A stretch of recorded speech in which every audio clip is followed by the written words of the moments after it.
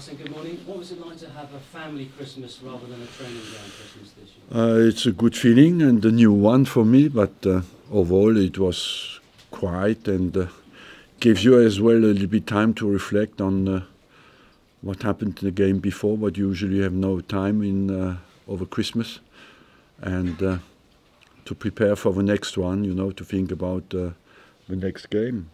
The next one is Crystal Palace away, of course. Who won't be playing in that one? What's your team news?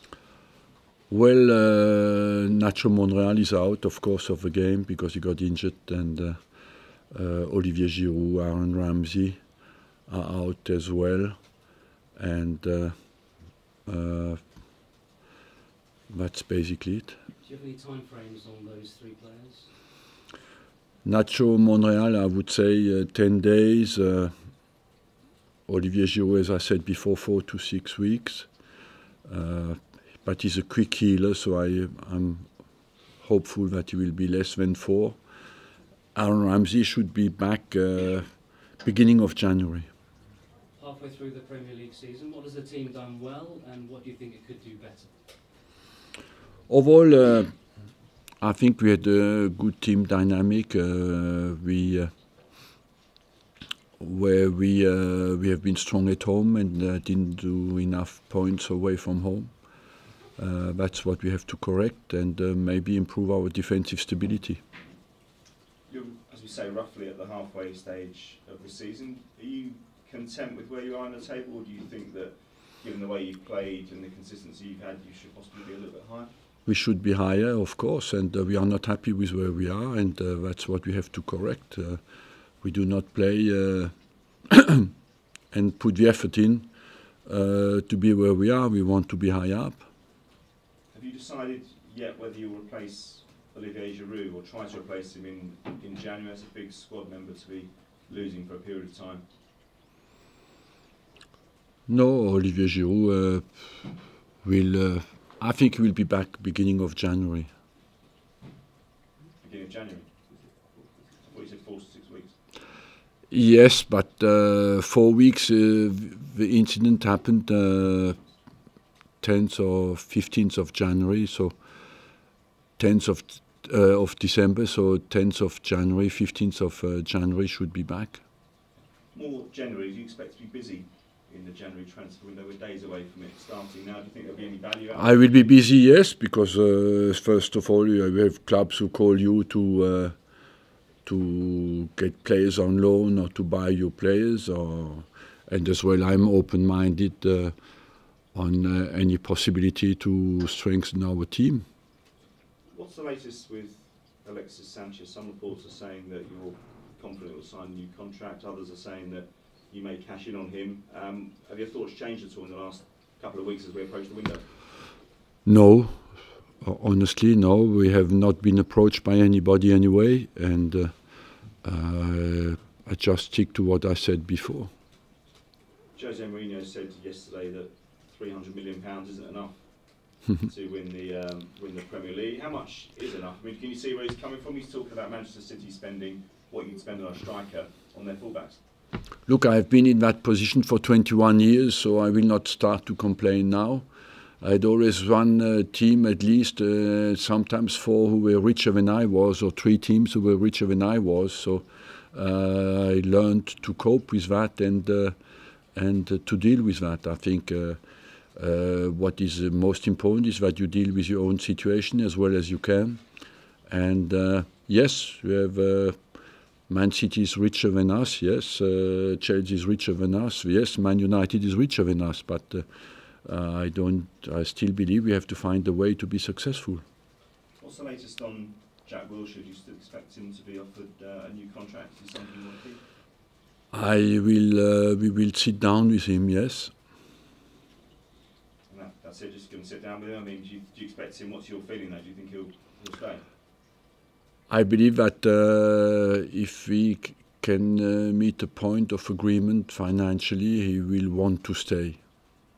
Sam Allardyce said yesterday that Olivier Giroud didn't join Everton because of his wife. Was that not wanting to move north? Was that your understanding of the situation? No, I don't think so, because he could have joined Everton, and stayed basically in London. I don't think that was the problem. Just looking at Crystal Palace, are you surprised that they pulled clear of trouble in the last couple of months? I mean, it was a wretched start for them. No, they were a bit unlucky at the start. They had many injuries, you know, at the start. And if you look at their team, they have quality players. So and Roy Hodgson has experience of the Premier League, so I'm not surprised. Do you believe that he's in the process of repairing his reputation after what happened with England? I mean, it wasn't a nice way for him to end, was it? Look, for me, the reputation of Roy Hodgson was, the opinion I had of him was as high as it is now. You know, it can happen that you have a bad experience, and that's what happened with him in the European Championship, but that doesn't question 40 years of work in the game. Just finally, 2018 New Year's resolutions, what would you like your players to stop doing? A lot, you know. What you want is stop conceding goals, stop missing chances, and but as well I want them all to continue to play with the same spirit, the same determination and the same love for the game, and that is for me important, maybe the best way to not to concede goals anymore. Arsene, excuse me, Harry Kane's achievement in the calendar year, are you surprised just by the sheer volume of goals? Did you think that was possible to score that number in a year? Possible, yes, because he has done it, and would I have predicted? I would modestly say no, because what he does is beating people like Messi, Ronaldo, who were unbeatable in my head, you know. So what he has done is absolutely fantastic. In the context of playing in England, where general perception is that the games are more competitive, there are more competitive games. Yeah, they are. That's why I say what he has achieved is absolutely amazing. In terms of your team now, you've mentioned there a little bit about how you might want them to improve.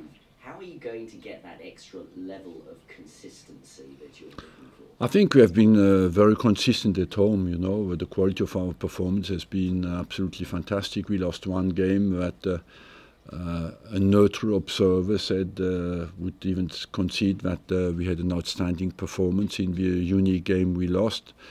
And so overall, I believe that the consistency is not a question. We have to find a good balance. We are an offensive team, and we take a gamble, we take a risk, and we stand up for that. But we have maybe to find a better balance between offensive and defensive efficiency. And a game at Crystal Palace, in a way, is the perfect test of that away resilience, because in the past you've had one or two times you've come unstuck there. Yes, we had as well very positive results at Crystal Palace. I think over the years we won many times at Crystal Palace. And in terms of the concentration, a lot of the pundits, I'm sure, you don't necessarily hang on their every word, but talk a lot about... That's a good resolution. About the holding midfield players, those who are meant to offer protection to your back four, and that sometimes their concentration isn't what it should be. How do you answer that? Well, you know, they analyze the games, and I don't dispute that sometimes they have a point, you know, but as I told you, that happens to many teams. When the team goes forward, sometimes we have always a high number of players in front of the ball. Basically, if you look at the league, you can analyze that in that way. If you take team after team, how many players are in front of the ball when you attack, you know?